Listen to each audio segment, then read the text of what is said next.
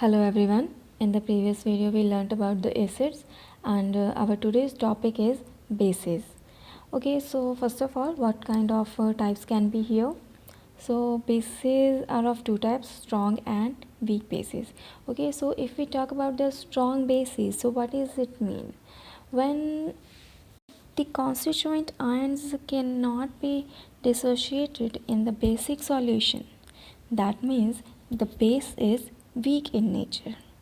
And if the constituents of ions are dissociated quickly, that means the base is strong. Okay, so its examples can be, so strong base, that means you can take example as sodium hydroxide, okay, and base magnesium hydroxide.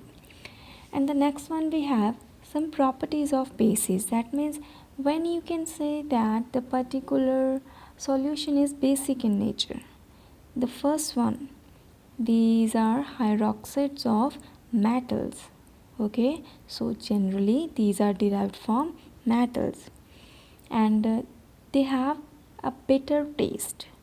They are not sour, okay, they are bitter in taste. So do not get confused between base and acid, because acids are sour in taste and bases are bitter in taste. Bases turn red litmus paper into blue. Okay, so when you see the red litmus paper turns into blue, that means it is base.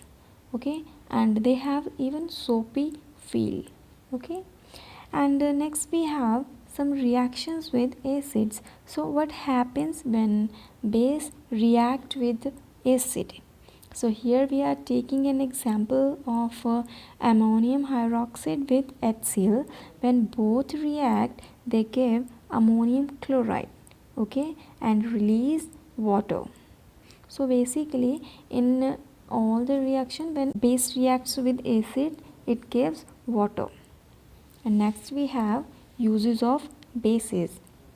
So the first one we have calcium hydroxide, and it is also commonly known as slaked lime. Okay, and generally it is used as a substitute for cement, low cost construction, and for washing the buildings also, and for neutralizing acidity of soil, for the treatment of wastewater also.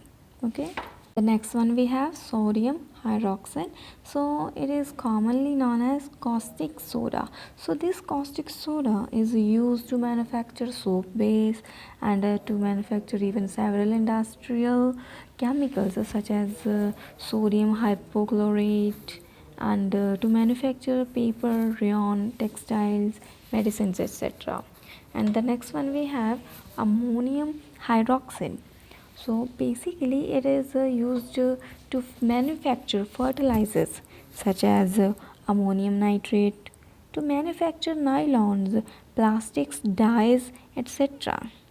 And even it is used as ink remover to remove ink spots from the clothes. Even the magnesium hydroxide, which is weak base, this can also be used as an antacid.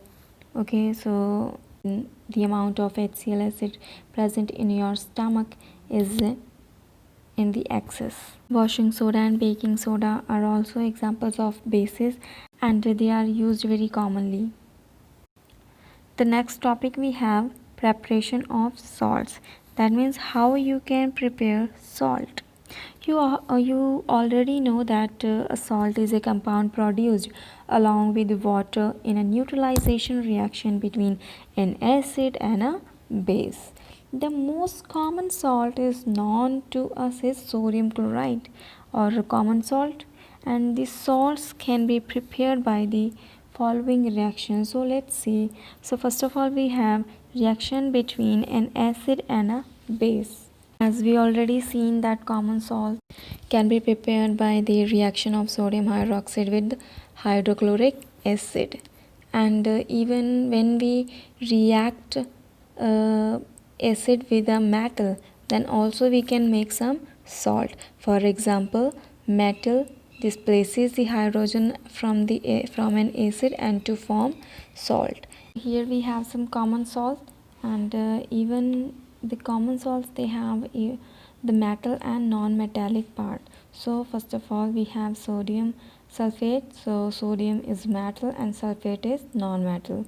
Okay, copper sulfate, which is copper in metal and sulfate is non-metal. Okay, so these are the common examples of salts. So the next we have properties of salts. So let's see. Most salts are solids with high melting and boiling points. That means you can easily melt them and boil them. Okay, next we have most salts are soluble in water. So most of the salts are soluble in water. Salt solutions in water are good conductors of electricity. So like if we talk about the NaCl, so it is also a very good conductor of electricity.